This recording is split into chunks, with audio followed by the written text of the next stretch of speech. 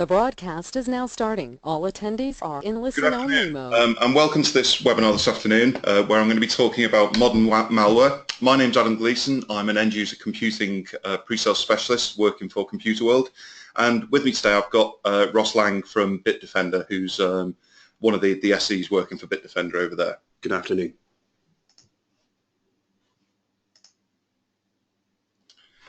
So just to start off, I wanted to talk really about where malware has come from. So early malware was created by programmers predominantly to disrupt IT operations and cause trouble or sort of chaos. It was often motivated by whether or not they could do it rather than having any sort of real malicious intent behind it. And the idea behind disrupting the operation of a system or an organization was to then sort of taken a step further and became what we now call denial of service malware. So rather than just sort of disrupting the operations of a denial of service, a denial of service attack is aimed at stopping the operations themselves rather than just disrupting them, or preventing from services from being able to access the operations, or even redirecting people who are trying to use those services to download other malicious code for whatever reason. Distributed denial of service attacks were then created when denial of service alone was no longer seen as a sort of sufficiently reliable and resilient mechanism to use to disrupt a company. By using distributed denial of service attacks, multiple targeted individual denial of service attacks run in tandem, which makes them much harder to protect against, since the source of the attack is coming from multiple different locations. It also means that it can be difficult to recover from because we've got multiple different types of attacks running simultaneously. Following on from distributed denial of service, the next sort of logical step from that was botnets. So this is installing small pieces of software onto, they call them zombie machines, or just infecting people's computers and then using the compute resources of those computers to launch distributed denial of service attacks or to host elements of those denial of service attacks. As time has moved on, more and more of our lives now, and indeed the information that we deal with, is being held on our home computers. And of course, to anyone with malicious intent, that represents a potential source of income. So this is where the latest incarnation of malware has come, which is coined as sort of ransomware, but we'll talk about that in a moment. So phishing is something that sort of has come into the fore in recent years, and this is not necessarily doing anything malicious. It's more gathering personal information to then sell it on to marketing companies. So again, but this tends to fall into the sort of the area of software that's undesirable, and we don't really want it sort of gathering this information about us and sort of, you know, just generally putting information about us out there. Anyway, as the security software and the different detection mechanisms have become more and more complex and resilient to the tricks that malware authors use to distribute their software, the malware authors needed to find a different angle of attack and came up with an ingenious, if nefarious, answer: ransomware, as I alluded to before. And this is really electronically holding the consumer, user, or a business to ransom by deliberately getting hold of sort of sensitive information and then locking that sensitive information up in such a way that the actual business or the consumer couldn't actually get access to it anymore. Because the business or consumer needs access to that information, this is where the ransom comes in, and this is the sort of the leverage that they apply to try and get people to pay these ransomware things. When the very first sort of incarnation of ransomware appeared, it was something called Winlock, and the idea being was that Winlock actually restricted access to your system, so it wasn't just particular elements of the system; it was the entire system, and that held you to ransom unless a premium was paid. So people ended up having to pay money just to get access and use their computer again. This has obviously sort of been taken a step further now, and rather than locking an entire computer system, they're actually looking at the specific data that's on that system and making sure that that data is completely inaccessible by any means other than paying the ransom. So CryptoLocker was the first sort of really famous piece of ransomware that came out. Good few years back now. And CryptoLocker targets specific files and folders on the user's computer, with the intent being to affect important personal and business documents. The software will even look for files and folders that are on network shares or even externally attached storage, so that it can then attack any backups of the data that you may have. Basically meaning that eliminating the sort of the fail-safes that you've put in place to mean that you would be able to get this sensitive and important data back.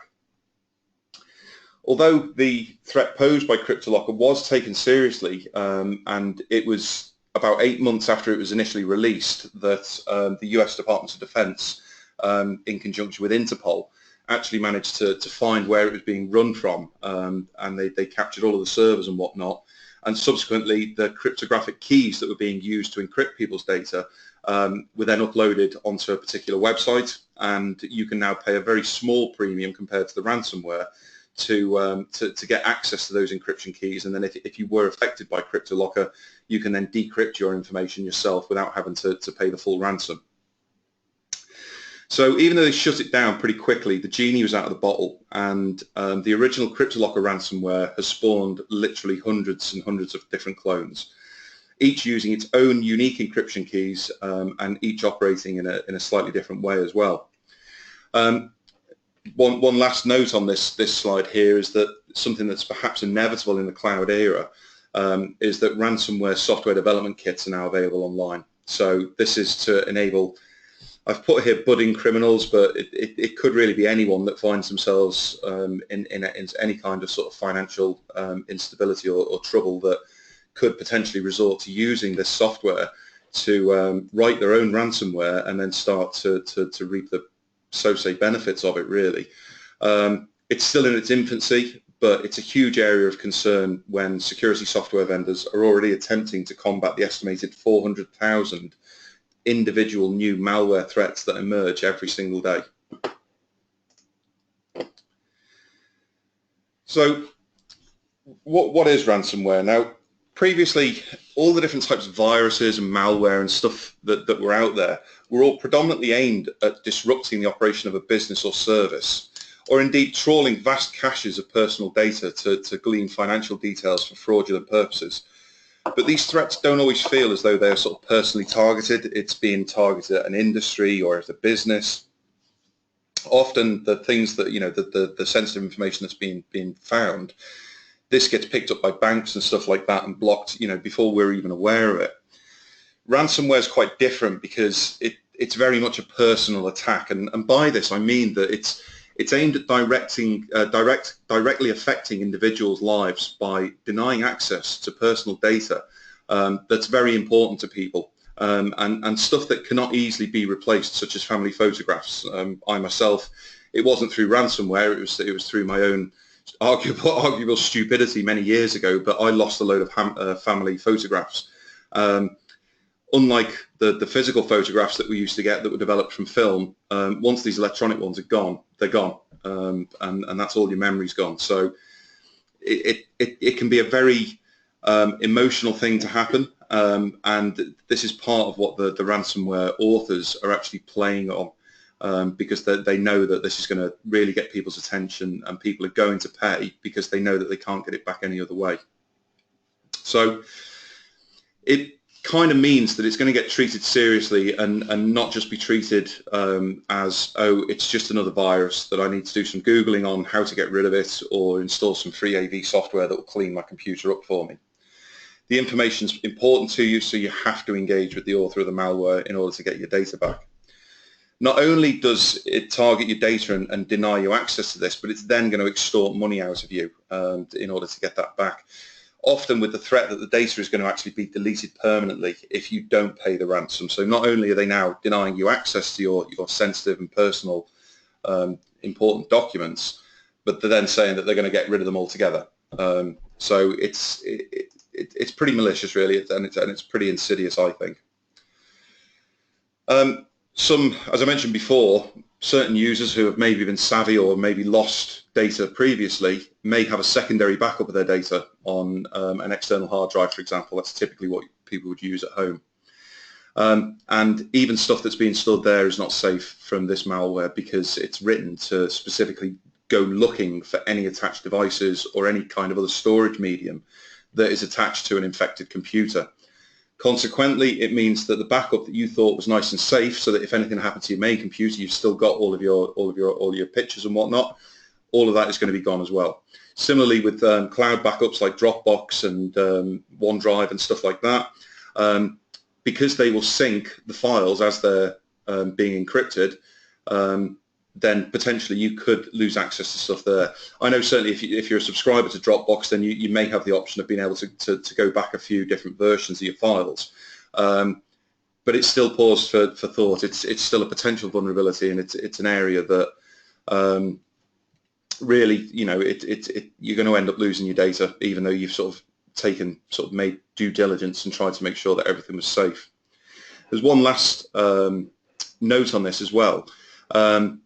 There are some ransomware authors have actually put sort of software code into the malware that, as well as threatening to delete your data, they may actually threaten to post the data online together with with identifying information to uniquely identify it as being your data. Now, that's probably not so bad for your family photographs and stuff like that, but I'm sure some people might have stuff that may be sensitive and they don't want that to happen. So it's another another angle of leverage that the authors are applying on their victims to try and sort of extort money out of them, really. So just really a summary here, looking at the current threats and the impact on personal data. We can lose the unprotected data, and it can be rendered completely unreadable. And like I said, for personal photographs and videos, this could be stuff that you just literally can't get back again. You can't replace it. So they know that it's very important, and it's something that you need to be protecting yourself against this.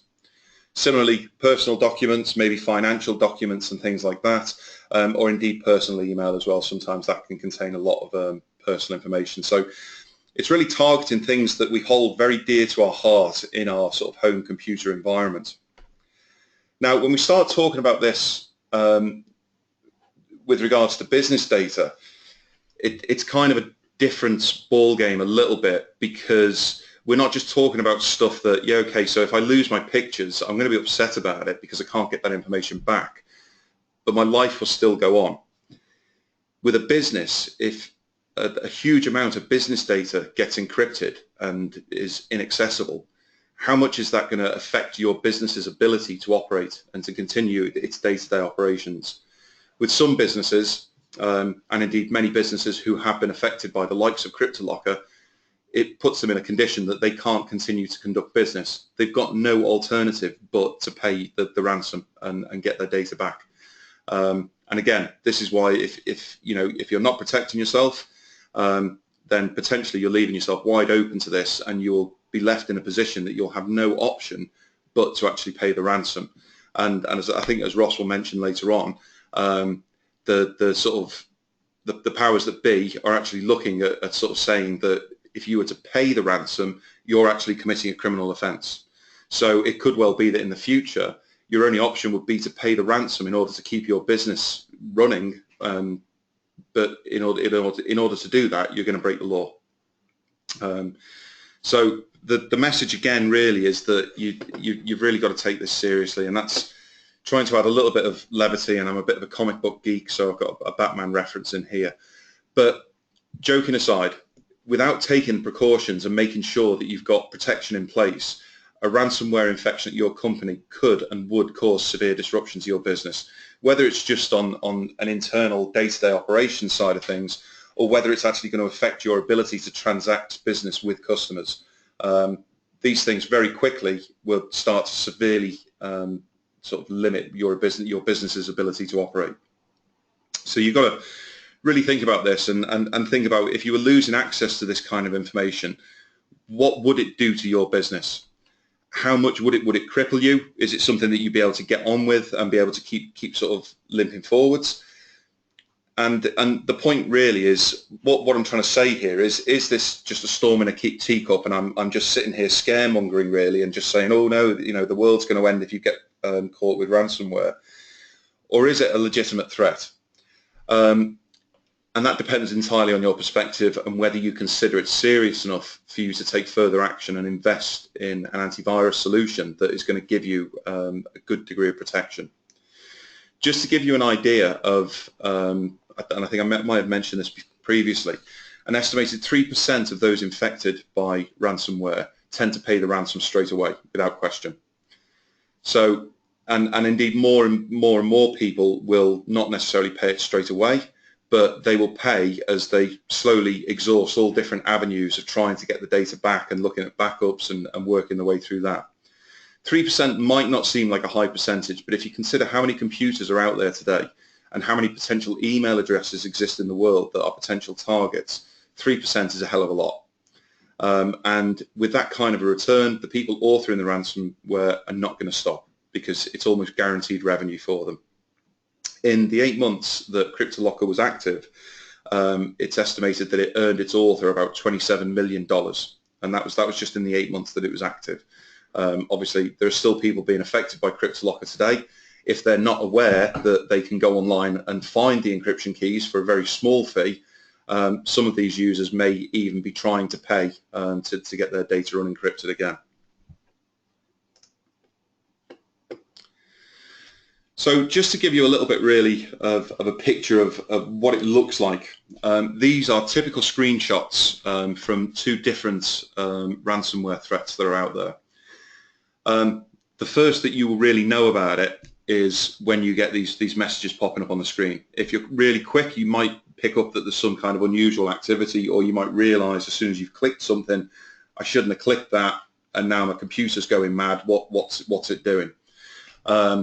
Typically, by the time you see this, it's too late. You've been affected, and elements of your data have now been encrypted, and that data is going to be inaccessible unless you've got an offline backup for it somewhere.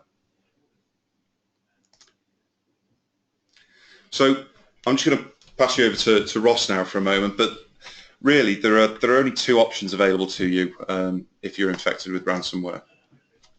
Correct. If you are affected by ransomware, you've got the option of, number one, paying the ransom, or number two, restoring from a backup. If you don't have a backup, then you've got one option, pay the ransom, or the other option essentially is to lose the data. As Adam quite rightly said, they are looking at releasing some legislation where it would essentially be illegal to pay the ransom because you will be funding criminal activities.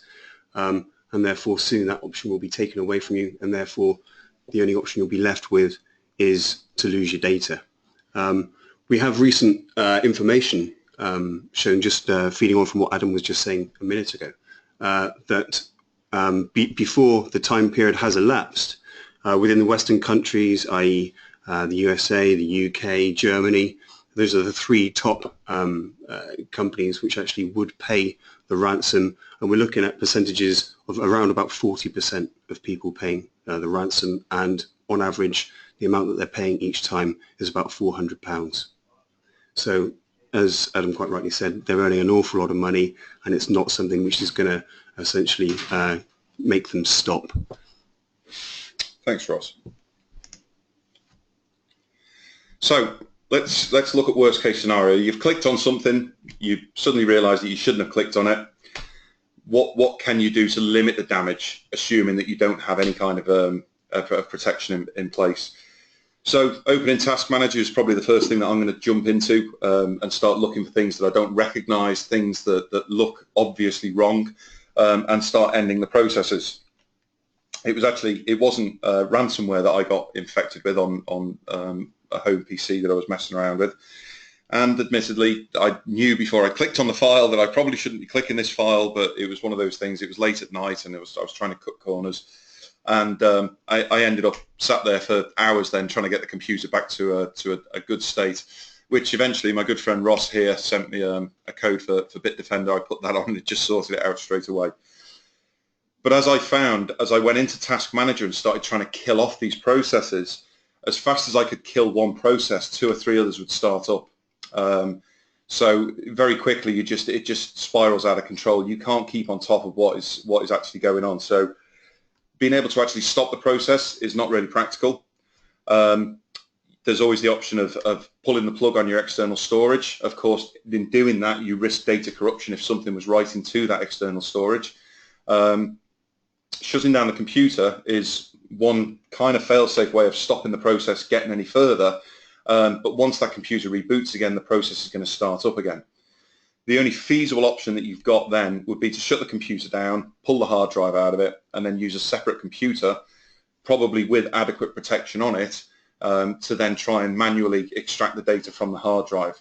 However, at this point, anything that's already been encrypted will be unreadable. So it's not a good situation to find yourself in. If you get infected with ransomware, then it's going to cause you a problem. And that's really the overriding message that I'd really like to get across today. So the process that we get infected through.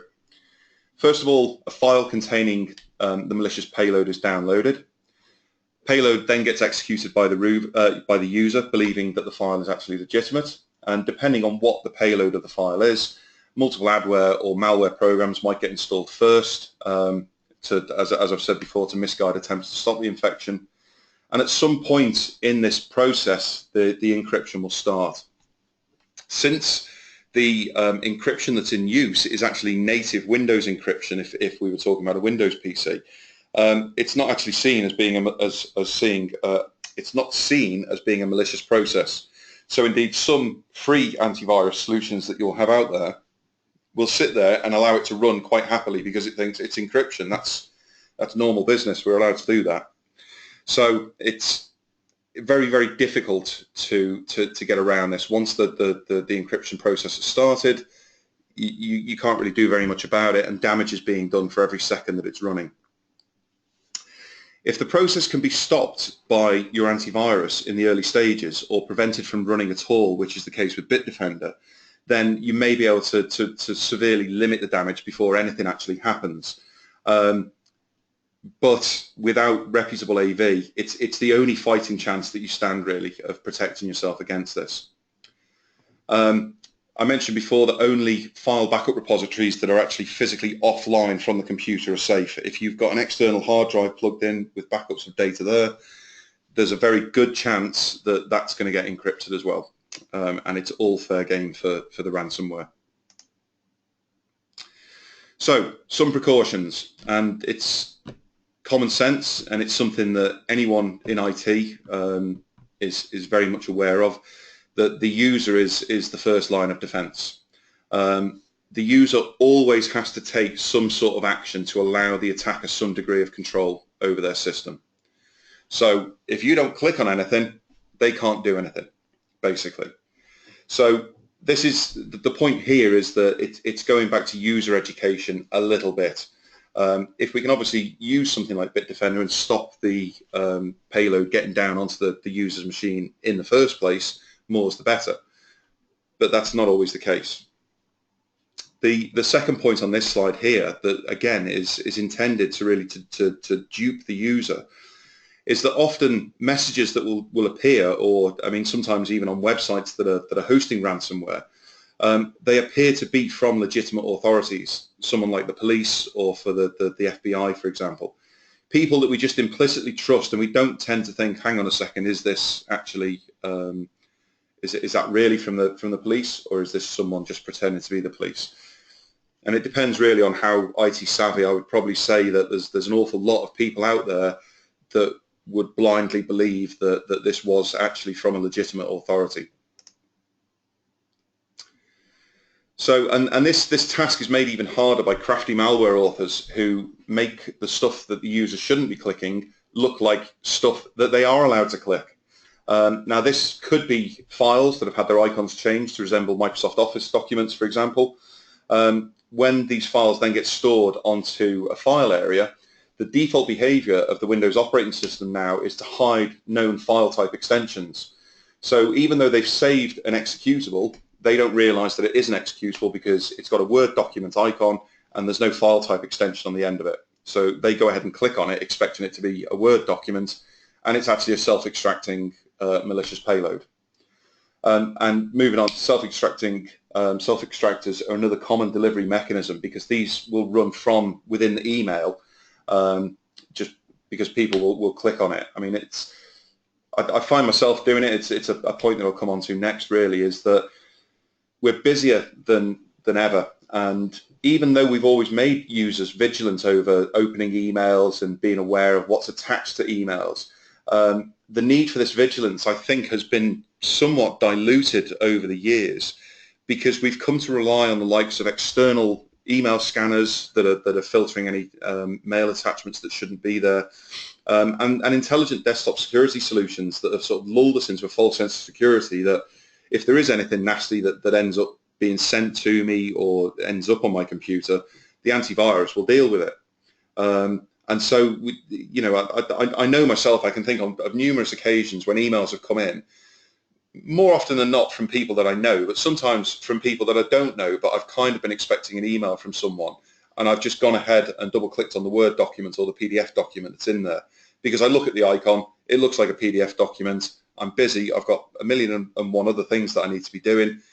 You click on it without thinking, and as soon as you click, I mean, more often than not, every time I've clicked on something that's resulted in a virus, I've realised as soon as I'm doing it, that's gonna catch me out. And more often than not, but it has done. But fortunately, I've been able to get things back to normal. But it's just very easy to do, and it's something really that we need to keep reiterating to users, that you've really got to think about where it came from and what it actually is. But again, the only surefire way to be safe from this is to have a decent antivirus solution on your desktop. Now, something that came to light a few weeks ago, actually, it's probably a couple of months back now, a new delivery mechanism was observed to be in use, and it's coined the term malvertising. So many websites that we all visit, reputable websites as well, not just like sort of the BBC, for example, they host advertising banners in areas of the page that are not really used for any other content. This gives the company that's hosting the website a minor revenue stream, because there's people looking at their adverts, but the companies that are being advertised by the advert get some free PR on related websites.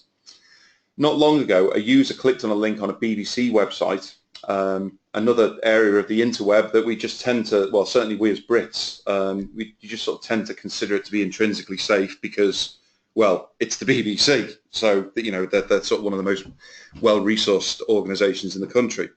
But this particular user clicked on an advert, which then linked them to a third-party page that was attempting to download and run malicious code.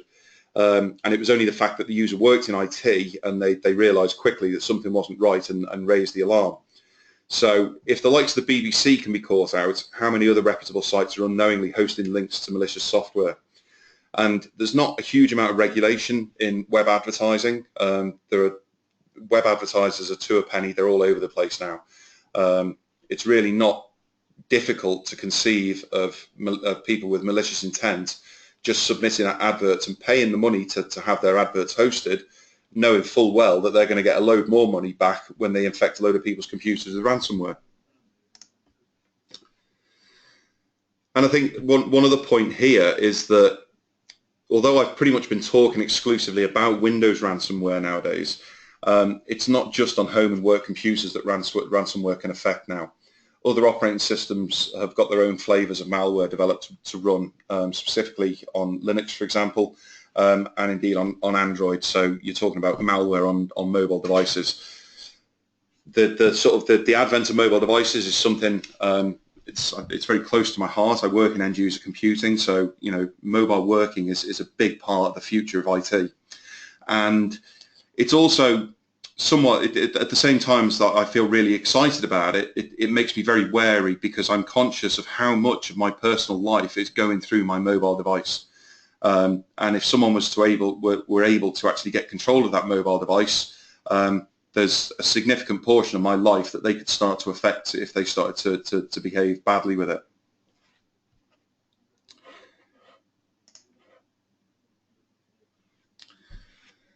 So, bit of a summary here. of how you can sort of, the steps that you can take to protect yourself from infection with ransomware. The first thing to bear in mind is that it's very cleverly disguised. It's disguised to sit in an email and look to all intents and purposes like a perfectly legitimate document, even though it's an executable or a self-extractor. The assumptions that we make on a day-to-day basis around emails and stuff like that, we assume that modern AV and mail filters will catch anything nasty. We're busy. We don't always have the time, or we don't always feel like we have the time to check file attachments as thoroughly as we perhaps once did. And this type of malware is a personal attack, not just a sort of generic trap as traditional threats were that were sort of aimed at just sort of catching anyone. Even though this is aimed at anyone, once you become infected, it becomes a very personal thing, because it's elements of your personal data or business data that are being attacked. As I mentioned numerous times, it can look like a normal document, and it can even be hidden in a self-extracting zip file. So the zip file itself might not have anything malicious on the face of it, but within the zip file or within a zip file is a malicious payload. And it all uses Windows native encryption rather than any kind of malicious code running to lock these things down, which means that it's very hard to spot for solutions that are not geared up to actually look at the underlying processes that are underpinning the encryption. So, how do you protect your data from infection? The only surefire way is to use a reputable AV solution, for example, Bitdefender Gravity Zone. The cheaper and the free solutions will provide you with a degree of cover, but potentially will leave you vulnerable to infection, and certainly from new and advanced threats. These cheaper and free solutions will not always use heuristic rule monitoring, and we'll come on and talk about that in a moment. By using heuristic process monitoring, we're not just looking for known threats, we're looking for known malicious behaviors. So that means that if a new threat comes in that the virus definition files are not aware of, as soon as that new threat starts to behave in a way that's known to be malicious, we can do something about it, and we can block it and lock it down and stop it from actually doing anything. And this actually has given us a good degree of protection from what we call zero-day threats, which are threats that have literally just come out and the security vendors haven't had a chance to catch up and identify and produce definition updates to combat them.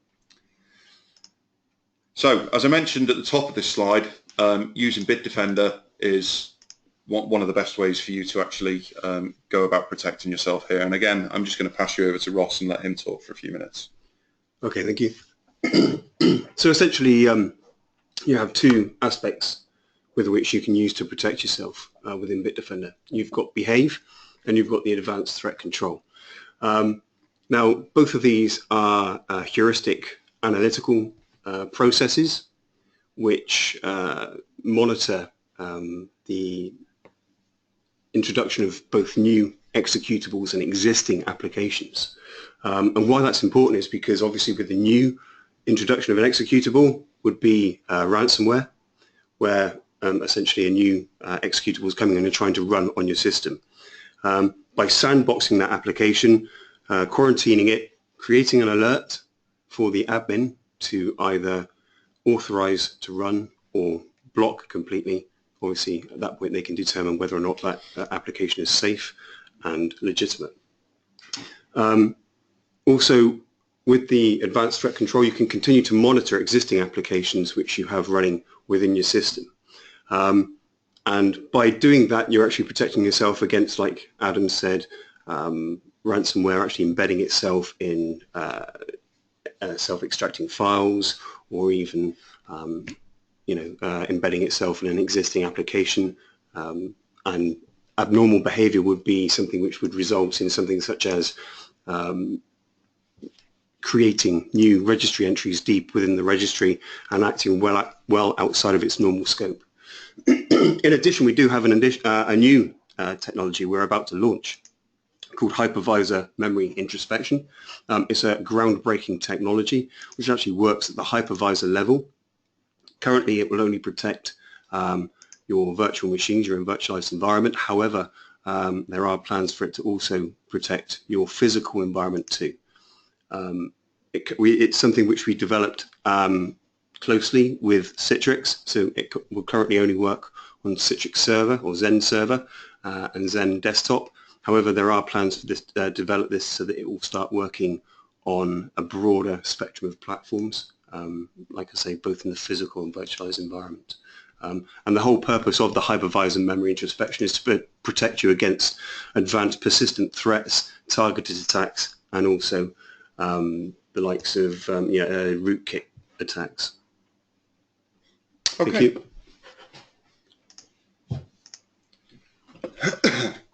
So, the future of ransomware, I mentioned this sort of earlier, ransomware as a service, which is extremely concerning.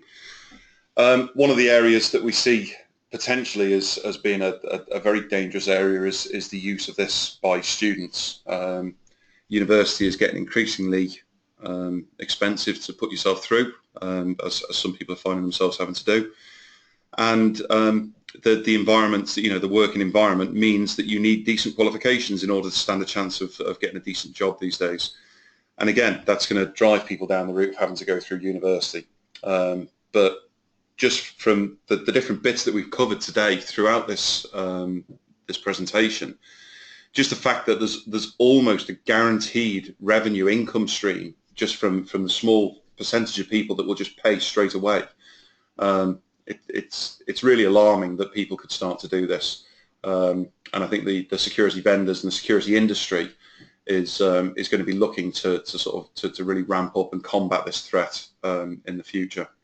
And just to add in there, from what Adam was saying, the reason why this is such something which you really do need to take into consideration, take seriously, and think, well, you won't get hit. There's a good chance that you possibly will get hit, simply because, and the reason why is because they keep going. And the reason why they keep going is because they're getting paid in Bitcoins. Now, Bitcoins is a currency which is untraceable, okay? And that's something which is potentially shielding them from being brought to light and being stopped. Yeah, thanks for mentioning that, Ross. It's really relevant. So you'll all be pleased to hear that this is the final slide, and it's just perhaps meant to add a little bit of levity after my doom and gloom. Everyone's going to get ransomware and it's going to ruin the world. There have actually been some instances where we actually have a silver lining to this ransomware. And certain criminals have actually turned themselves in to the authorities after they've received a prompt on the screen from a ransomware threat that's claiming to be the FBI. Now, I don't know how many times this has actually happened, but apparently it has actually happened. So ransomware is doing a little tiny bit of good work in the background as well, but predominantly it's bad work. If any of you would like more information, or you'd be interested in receiving a technical overview presentation of the Bitdefender product, you can email me at ComputerWorld, so it's adamg@computerworld.co.uk, and indeed I can put you in touch with Ross if needs be, but I'm fairly knowledgeable on Bitdefender myself anyway. So anyway, thank you all for your time today, and I look forward to speaking to you in the future. Thanks a lot. Thank you.